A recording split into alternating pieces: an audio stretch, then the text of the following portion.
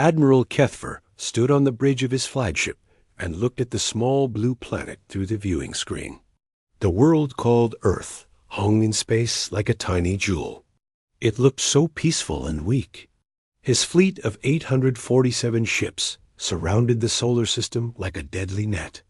Each ship was the size of a small city and made from crystal that could deflect most weapons. The Zephyrian Empire had conquered 47 worlds in the past 1,000 years. This would be number 40-8. The Admiral smiled as he read the reports about Earth. The humans had primitive rockets that barely reached their own moon. They used chemical fuel and crude nuclear weapons. Their most advanced ships could not even leave their solar system. This would be the easiest conquest in the Empire's history. His officers expected the battle to last maybe 6 hours. Some even bet it would take less than 3. On the third planet from the sun, Commander Jake Martinez sat in his chair at the United Earth Defense Force headquarters. Alarms were ringing throughout the building. The screens around him showed energy readings that made no sense. Something massive had appeared at the edge of their solar system. Something that was not human and definitely not friendly.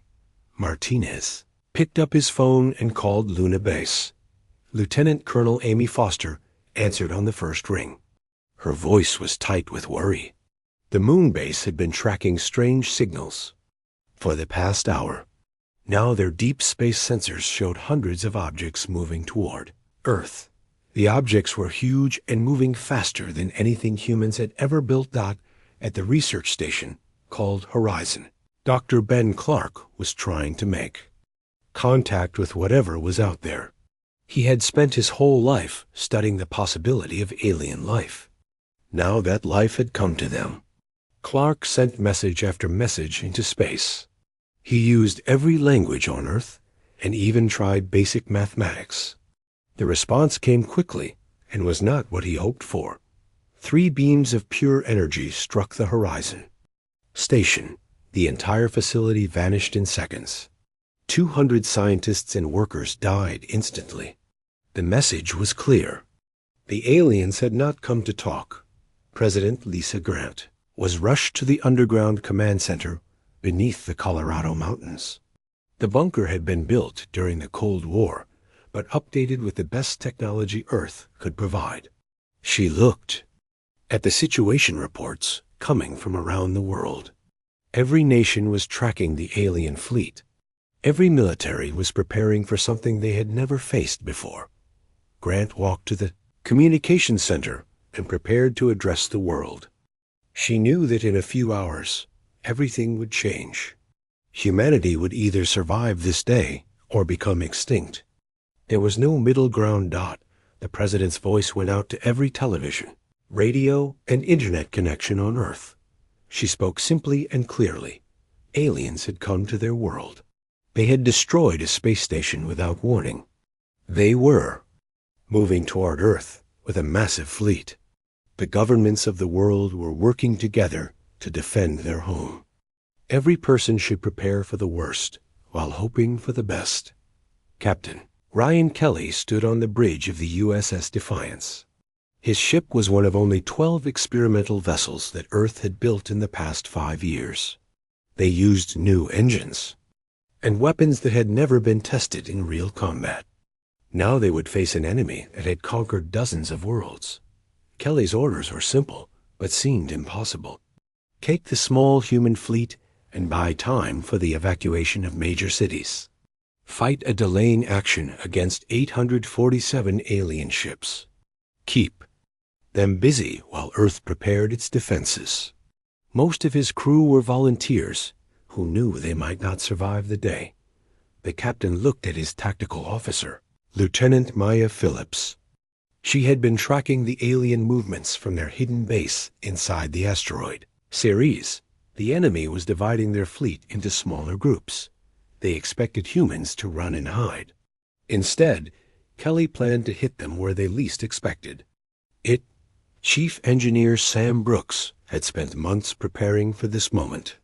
He had converted asteroid mining equipment into weapons. The energy beam used to cut through rock could also cut through alien ships. At least he hoped it could. Nobody knew how strong the enemy armor really was. On Earth, factory worker Carlos Ramirez was organizing his neighbors. The government had told everyone to prepare for invasion. Carlos had served in the army before working in the car factory. He knew how to fight and how to lead. If the aliens made it to the ground, they would find that every human was ready to resist. Former NASA engineer Kate Morgan was working with a team to convert commercial satellites into weapons. The communication satellites that carried phone calls and internet could be modified to carry bombs or energy weapons. Every piece of technology in Earth's orbit would become part of the defense. The Zephyrian fleet moved closer to Earth. Admiral Kethver was confident that the primitive humans would surrender once they saw the size of his force. His ships had shields that could stop energy weapons and armor that could resist nuclear blasts. The humans had shown they could barely reach their own moon. What could they possibly do against the might of the Empire? Dr. Helen Ross worked frantically at the Deep Space Monitoring Station. She was trying to decode the alien communication signals.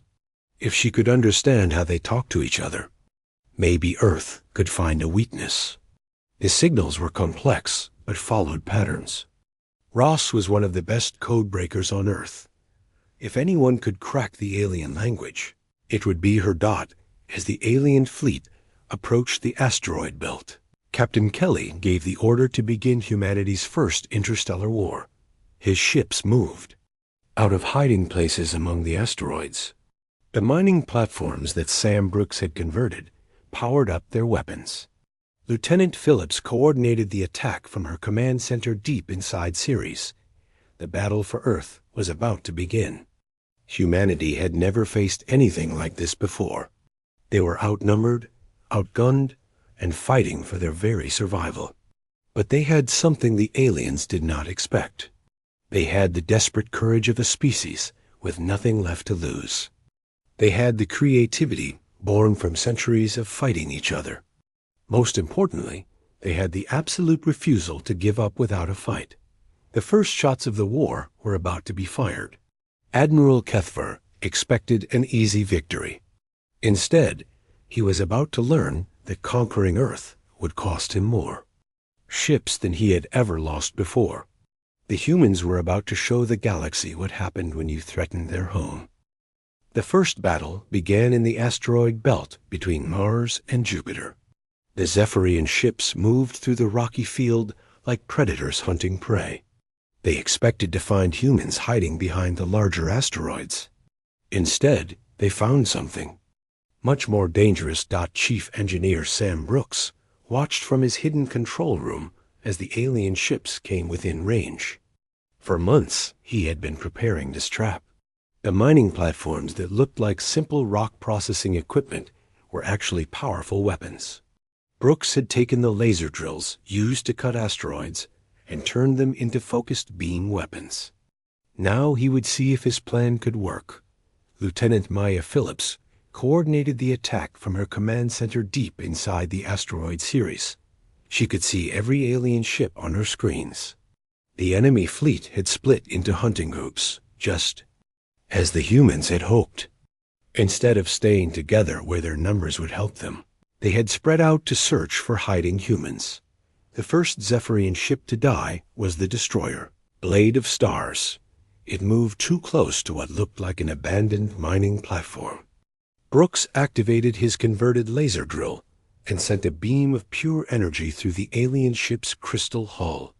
The beautiful crystalline armor that had protected the ship for decades cracked like glass. The ship exploded in a burst of light. That could be seen from Mars. Captain Ryan Kelly smiled as he watched the explosion from his hiding place behind a large asteroid. The USS Defiance and her sister ships had been waiting for this moment. As soon as the aliens realized they were under attack, Kelly's ships would hit them from a different direction. The key was to keep moving and never let the enemy predict where the next attack would come from. Admiral Kethver stared at his tactical display in shock. One of his ships had just been destroyed by what looked like mining equipment. The humans were supposed to be primitive. They were supposed to run away when they saw his mighty fleet. Instead, they had set a trap and drawn first blood. The admiral ordered his ships to attack the mining platforms. Beams of energy struck the asteroid-mounted weapons. Some were destroyed, but others were hidden too well inside the rocks. Brooks had spent months making his weapons look like natural asteroid formations. The aliens were shooting at shadows, while the real threats stayed hidden. Dr. Helen Ross made her breakthrough at exactly the right moment. She had been working for hours to decode the alien communications. Now she understood how they talked to each other. The Zephyrians used a complex system of musical tones and crystal resonance frequencies. Ross quickly wrote a program to translate their messages and sent it to every human ship in the asteroid belt. Captain Kelly received the translation program just as his ships launched their attack. Now he could hear what the alien commanders were saying to each other. They were confused and angry. They had never faced an enemy that fought like the humans. The Zephyrians were used to big battles where fleets faced each other in open space. They did not know how to fight an enemy that hid and struck from unexpected directions. Commander Nicole Webb led the kinetic weapons attack that changed everything. Her ships launched what looked like simple chunks of metal.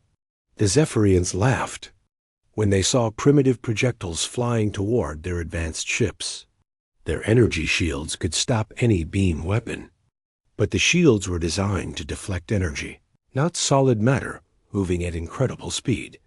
The first kinetic projectile hit the cruiser. Dawn of victory at nearly the speed of light. The chunk of metal, no bigger than a football, punched through the crystal hull like it was made of paper. The ship's beautiful crystalline structure shattered from the inside. Secondary explosions tore the vessel apart as its own power systems turned against it. Pilot Alex Turner led the first squadron of human fighters into battle. His small ships were fast and hard to hit. They darted between the massive alien vessels like insects around giants. Turner's pilots had trained for years to fight in the asteroid belt. They knew how to use the rocks as cover and how to strike. At weak points, the aliens had built their ships to look impressive and to fight other crystal ships. They had never faced an enemy that used simple kinetic weapons and hit-and-run tactics. Turner's fighters attacked the connection points where different sections of the alien ships joined together. A small explosion in the right place could cripple a ship 10,000 times larger. As news of the first alien casualties reached Earth, something unexpected happened. Instead of panic, people felt hope for the first time since the invasion began. Factory worker Carlos Ramirez watched the battle reports on television as he organized his neighborhood defense group. The aliens could be hurt. They could be killed. That changed everything. Former NASA engineer Kate Morgan worked with her team to convert more satellites into weapons. Every communication satellite, weather monitor, and navigation beacon in Earth's orbit was being modified. If the aliens made it past the asteroid belt, they would face a planet that had turned all of its technology into weapons. The battle raged for 6 hours. Admiral Kethvor lost 37 ships to human attacks. His own forces had destroyed only 12 mining platforms and 3 human fighters. The primitive humans were fighting like nothing in the Empire's experience. They used tactics that no civilized species would consider. Dr. Ben Clark analyzed the wreckage of the first alien ship to be recovered. The crystal technology was more advanced than anything humans had built, but it had weaknesses. The crystals that made the ships so beautiful also made them brittle. They could deflect energy weapons, but shattered when hit by solid objects at high speed. Lieutenant Colonel Amy Foster coordinated the refugee ships leaving Earth's major cities. Millions of people were being moved to underground shelters and remote locations. But Foster noticed something in the evacuation reports. Many people were refusing to leave. They wanted to stay and fight for their homes. The Zephyrians regrouped and prepared for their next attack. Admiral Kethvar was no longer confident about an easy victory. The humans had shown they could fight and kill his ships. But he still had over 800 vessels. The humans had maybe 50 ships total. Numbers would win in the end, Captain. Kelly received new orders from Commander Martinez on Earth. The human fleet would fall back toward Mars and continue the delaying action. Every hour they could buy would give Earth more time to prepare its defenses. Kelly looked at his crew and saw determination in their faces. They had drawn first blood against an empire that had conquered 47 worlds. The retreat from the asteroid belt was as carefully planned as the attack had been. Lieutenant Maya Phillips used her knowledge of asteroid orbits to hide the withdrawal. Human ships disappeared behind rocks and inside hollowed-out asteroids. By the time the aliens realized what was happening, most of the human fleet had escaped. Toward Mars. Sam Brooks triggered the final surprise as the Zephyrians moved deeper into the asteroid belt. Hidden charges exploded throughout the rocky field. Asteroids that had been mined hollow collapsed on themselves. The explosions sent chunks of rock flying in all directions at dangerous speeds. Several alien ships were damaged by debris moving faster than bullets. The first battle was over, but the war had just begun. Humanity had proven they could hurt the mighty Zephyrian Empire. They had destroyed nearly 40 alien ships and shown that crystal armor was not invincible. But the aliens still had overwhelming numbers and were now angry instead of overconfident. Admiral Kethvar ordered his fleet to pursue the humans toward Mars. He would not underestimate these primitives again. The next battle would be different. He would use his full force and crush the human resistance once and for all. But deep in his mind, a small doubt had formed. What if the humans had more surprises waiting? The human fleet regrouped around Mars as the massive alien armada approached. Commander Jake Martinez watched the tactical displays from his underground command center on Earth. His scattered ships were heavily outnumbered but still fighting. Captain Ryan Kelly's USS Defiance had taken serious damage protecting a refugee transport, but the ship was still operational. Lieutenant Colonel Amy Foster had proven herself to be a tactical genius during the retreat from the asteroid belt. She kept the human fleet moving in unpredictable patterns around Mars and its 2 small moons. The aliens could not pin down the human ships long enough to use their superior firepower effectively. Admiral Kethvar was learning to respect his human enemies, but he was also growing frustrated. His fleet had been designed to fight large battles against other crystal ship fleets. The humans refused to fight that kind of battle. They hit fast and ran away before his ships could respond properly. It was like trying to swat flies with a hammer. The Zephyrians adapted their tactics and began using their numbers more effectively. Instead of chasing the human ships, they started surrounding them. Groups of alien vessels worked together to trap human ships in killing zones where escape was impossible. The strategy began to work, and human losses started mounting. Dr. Helen Ross made the discovery that would change the entire war. Working in her laboratory, deep beneath the surface of Earth, she analyzed recordings of the alien ship explosions from the asteroid belt battle. The crystal hulls of the Zephyrian ships were not just armor. They were part of a complex resonance system that helped power the vessels. Ross realized that every crystal had a natural frequency at which it would vibrate. If you could match that frequency and amplify it, the crystal would shake itself apart. The beautiful crystalline ships that made the Zephyrian Empire so powerful had a fatal weakness that no one had ever discovered before.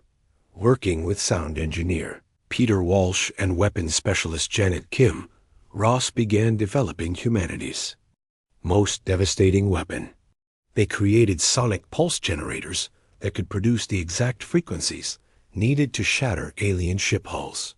The weapons were relatively simple to build and could be mounted on human ships or even hidden on asteroids. Meanwhile, civilian engineer Maria Santos was leading a revolution in Earth's orbital manufacturing. The space factories that had once built consumer goods and commercial satellites were now producing thousands of small, fast interceptors. Each ship carried a single pilot and enough explosive power to damage vessels 100 times their size. The Battle of Mars' orbit became a grinding war that lasted for days instead of hours. The Zephyrians pressed their attack with determination, but the humans refused to break. Every time the aliens thought they had cornered a group of human ships, those ships would use some new tactic or weapon that the Empire had never seen before.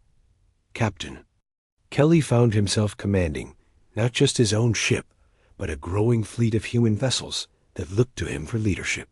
The USS Defiance had become a symbol of human resistance. Wherever Kelly's ship appeared on the battlefield, other human ships rallied to fight alongside it. Dr. Ben Clark was working frantically in the deep laboratories beneath Earth's surface. He had been studying captured alien technology and making disturbing discoveries. The Zephyrian Empire was much larger than anyone had imagined. This invasion fleet was just a small part of their total military power. If Earth was going to survive, they needed to do more than just win this battle. The sonic pulse weapons were tested for the first time during the 5th day of fighting. Around Mars, Lieutenant Maya Phillips, now commanding a group of modified mining ships, fired the first sonic pulse at a Zephyrian cruiser. The alien vessel's beautiful crystal hull began to vibrate and crack. Within seconds, the entire ship came apart like a glass breaking in slow motion. Admiral Kethvar watched in horror as more of his ships fell to the new human weapons. The sonic pulses could not be stopped by energy shields or crystal armor. They attacked the very foundation of Zephyrian technology. For the first time in his long military career, the Admiral began to doubt that his empire would win this war. The humans were learning and adapting faster than any enemy the Zephyrians had ever faced. Every day brought new weapons and new tactics from the primitive planet. What had started as a simple conquest was becoming the Empire's worst military disaster in centuries. Tony Rivera commanded the ground-based defenses that were being prepared. On Earth, every major city was being turned into a fortress. Buildings were reinforced and connected by underground tunnels. Weapons were hidden in places where aliens would never think to look. If the enemy made it to the surface, they would find a planet ready for war. The breakthrough came when Dr. Ross discovered how to network the sonic pulse generators together. By linking multiple weapons and coordinating their frequencies, the humans could create resonance fields that could destroy entire groups of alien ships at once. The planet Earth itself was being turned into a massive weapon. Weather engineer Lisa Parker was working on another project that would prove crucial to Earth's defense. She had learned how to manipulate the planet's magnetic field using the global communication network. The magnetic storms she could create would disable alien navigation systems and disrupt their energy weapons.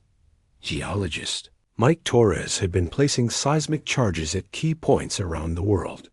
If the aliens tried to land on Earth, Torres could trigger earthquakes and volcanic eruptions that would turn the planet's geology into a weapon. The very ground beneath their feet would become hostile to the invaders. After 2 weeks of fighting around Mars, Admiral Kethvar made the decision. That would seal his fate. He ordered his remaining fleet to prepare for a direct assault on Earth itself. The humans had cost him over 400 ships, but he still had enough firepower to devastate the planet's surface. It was time to end this war through overwhelming force. Captain Kelly received the news that the alien fleet was moving toward Earth. His small force had fought brilliantly, but they could not stop 800 enemy ships from reaching humanity's home world. A real battle was about to begin, and it would be fought in Earth's own atmosphere. President Lisa Grant addressed the world one final time before the aliens arrived. She spoke of courage in the face of overwhelming odds.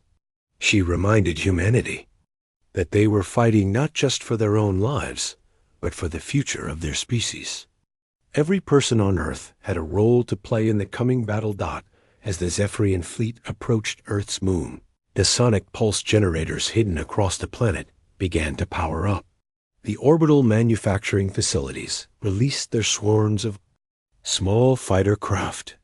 The weather control systems prepared to turn Earth's atmosphere into a weapon. The planet itself was ready to show the galaxy what happened when you threatened humanity's home. Dr. Clark made one final discovery that would prove crucial in the coming battle. The Zephyrian crystal technology was not just vulnerable to sonic pulses. It also resonated with Earth's natural magnetic field in unexpected ways. The planet's magnetic storms could amplify the sonic weapons and create chain reactions that would spread through entire alien formations. The stage was set for the final confrontation.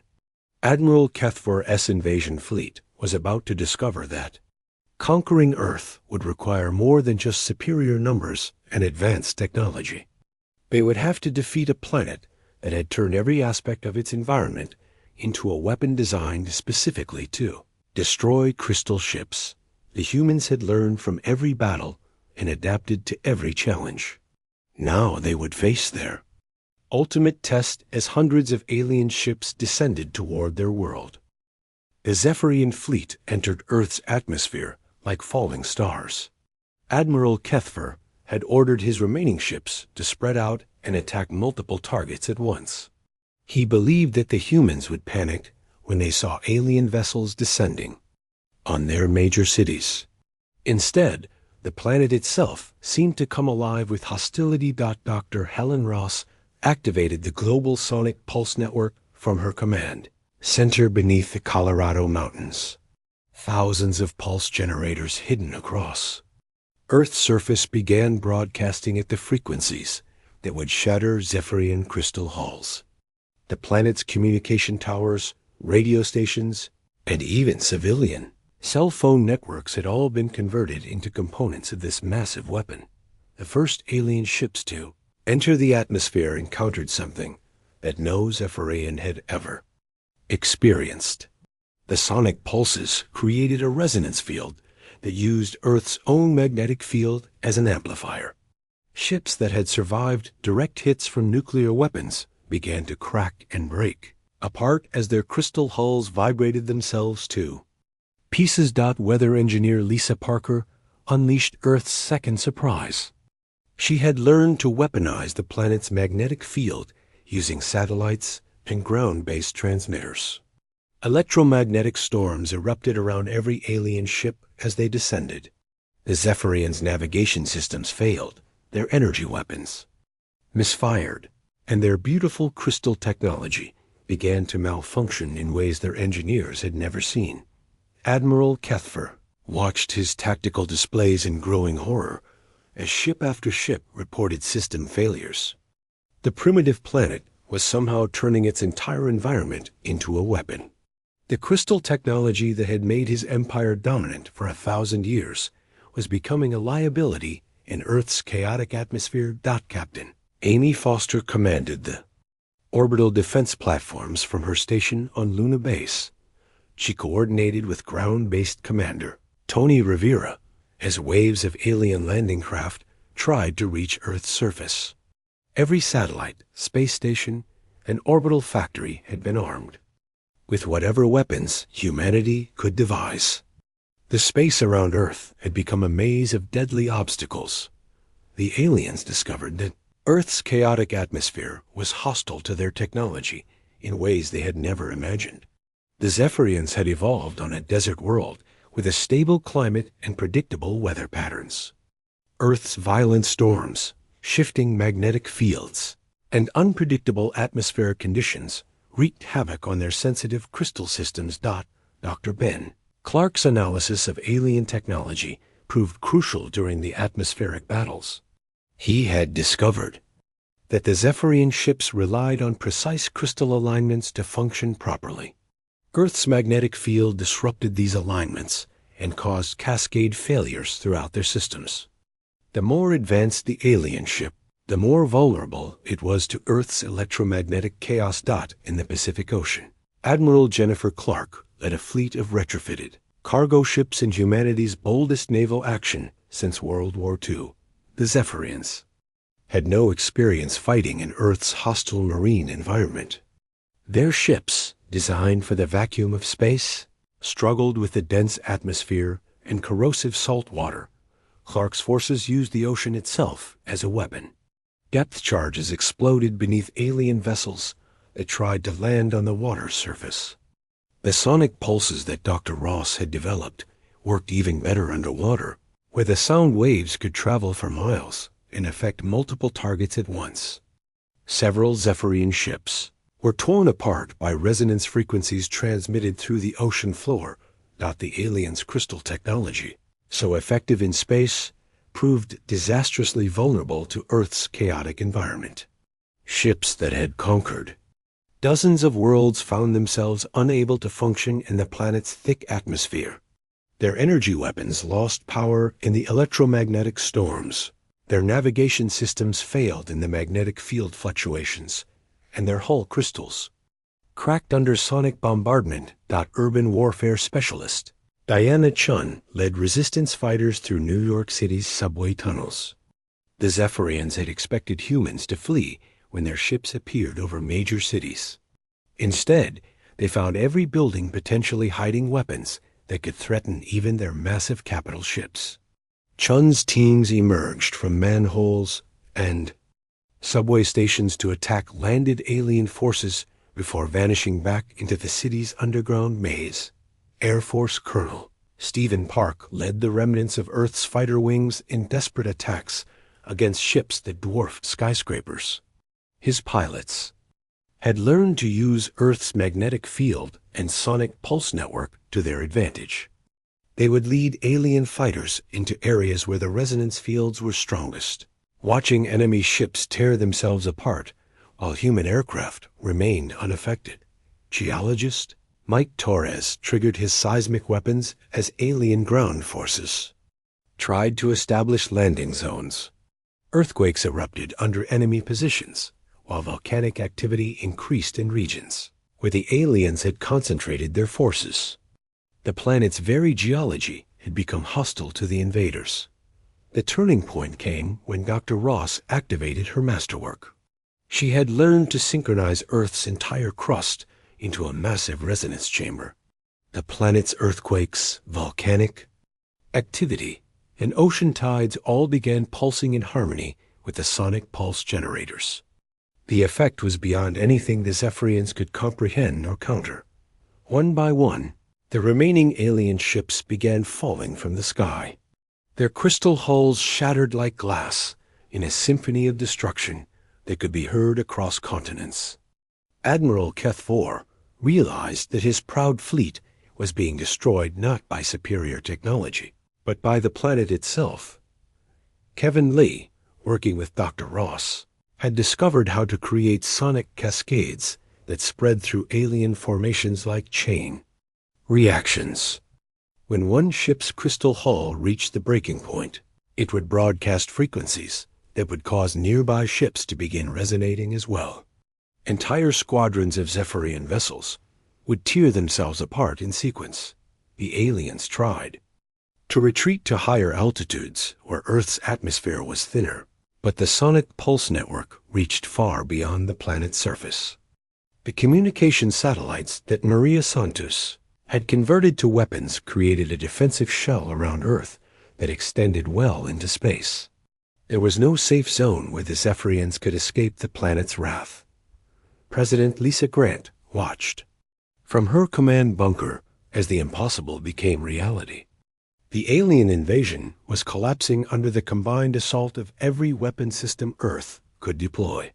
The planet that the Zephyrians had expected to conquer in hours was systematically destroying their entire fleet. Commander Jake Martinez coordinated the final phases of Earth's defense from multiple command centers. His forces had learned to work together in ways that no single planet had ever achieved before. Every human on Earth had become part of the defensive network, from scientists in underground laboratories to civilians operating makeshift weapons in their neighborhoods. The Zephyrian Empire's reputation for invincibility died in Earth's atmosphere, along with hundreds of their ships. Word of the disaster was already spreading through their communication networks to other worlds. The small blue planet had achieved something that no other species in the galaxy had managed in 1,000 years. Admiral Kethver made one final desperate decision as his fleet disintegrated around him. He would ram his flagship directly into Earth's largest population center. If he could not conquer the planet, he would at least strike a blow that would be remembered. But even this last act of defiance would be denied to him. Not Captain Ryan Kelly's USS Defiance intercepted the alien flagship in Earth's upper atmosphere. His ship was barely held together by emergency repairs and jury-rigged systems, but Kelly knew what he had to do. The human captain activated his experimental drive core and created an explosion that lit up the night sky across 3 continents. Both ships disintegrated in the blast, but Admiral Kethver's final attack was stopped. The wreckage of 847 alien vessels fell burning through Earth's atmosphere like a meteor shower that lasted for hours. The invasion was over, and humanity had achieved the impossible. The burning wreckage of 847 alien ships fell through Earth's atmosphere like the largest meteor shower in human history. People around the world stood outside their shelters and watched pieces of the mighty Zephyrian fleet streak across the sky. The invasion was over, but the cost of victory was becoming clear. President Lisa Grant emerged from her underground command center to address a world that had been forever changed. Entire cities lay in ruins from the battle. Millions of people had died during the fighting. The economic damage would take decades to repair. But humanity had survived its first test as a spacefaring species, and they had passed with a strength that surprised even themselves.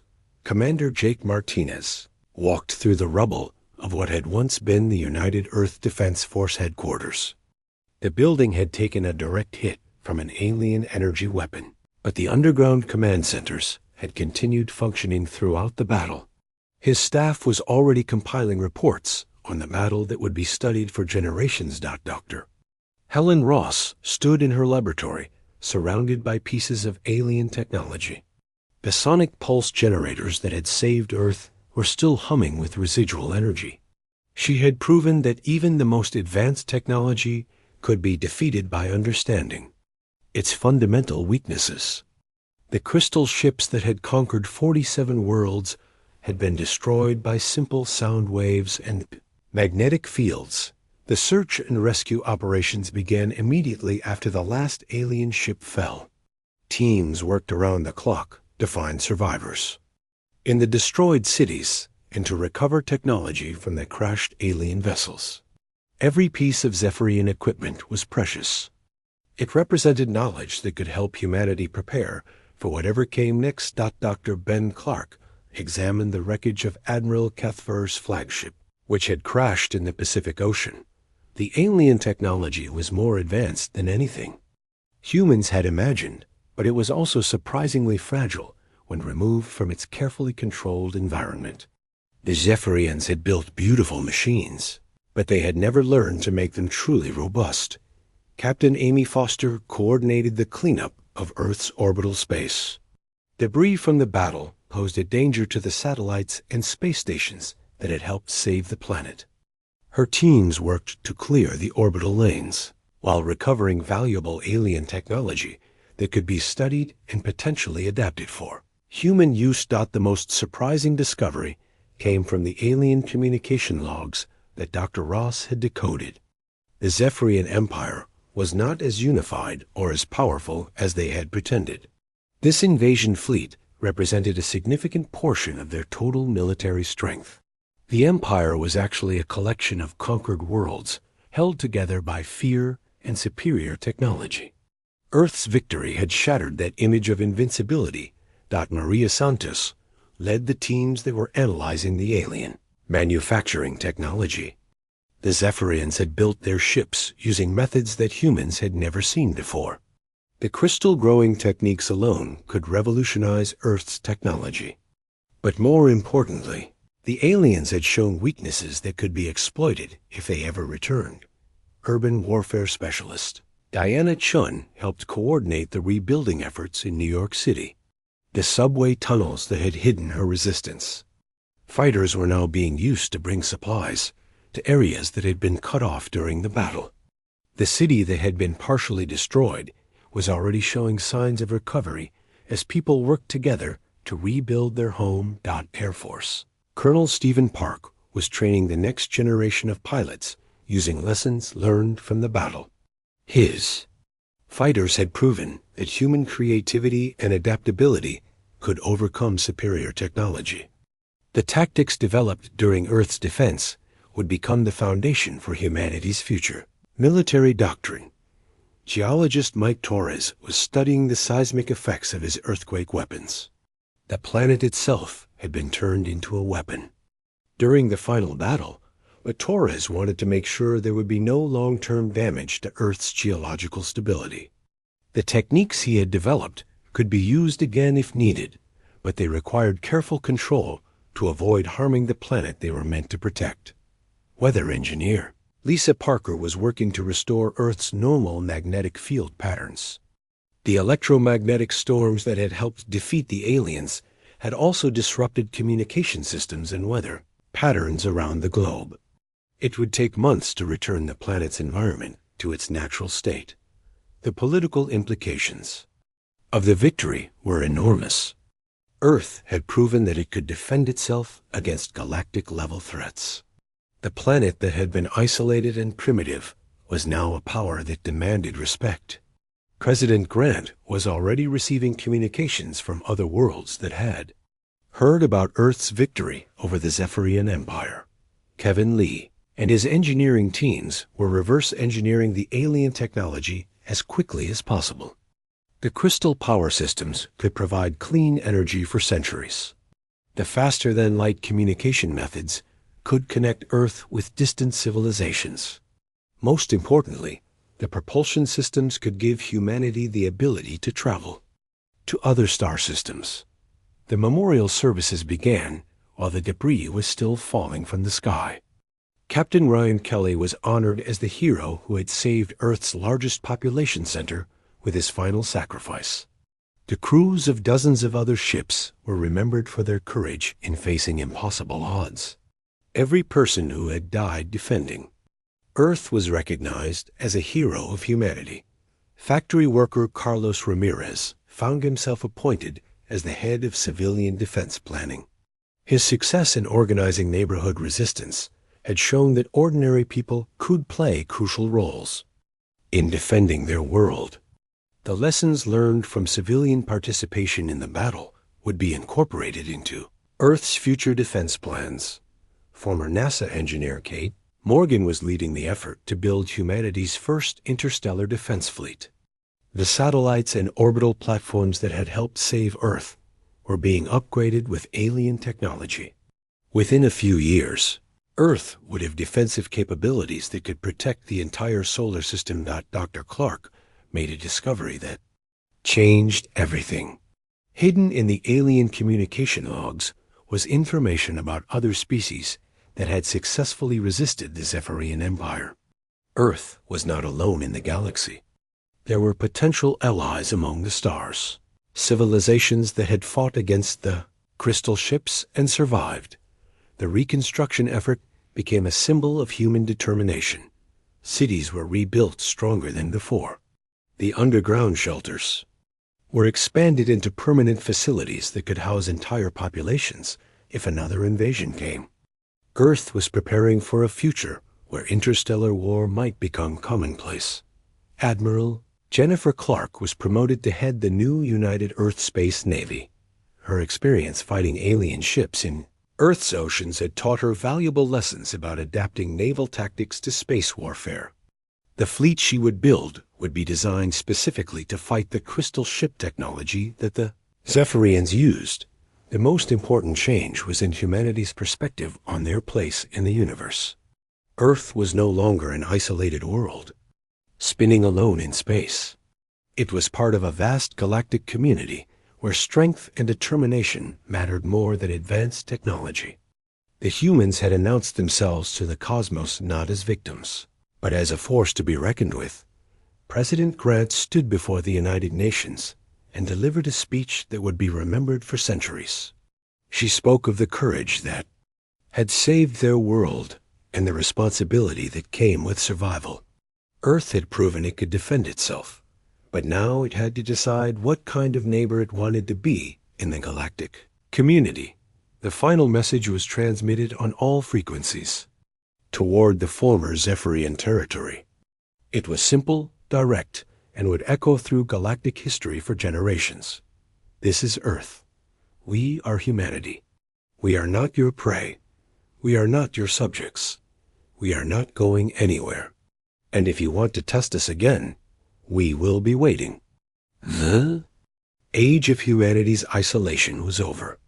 Earth had fought its first interstellar war and won against impossible odds. The planet that had been attacked by 847 ships had destroyed every one of them using creativity, determination, and the refusal to surrender. Now humanity would take its place among the stars as a civilization that had earned its freedom through blood and sacrifice.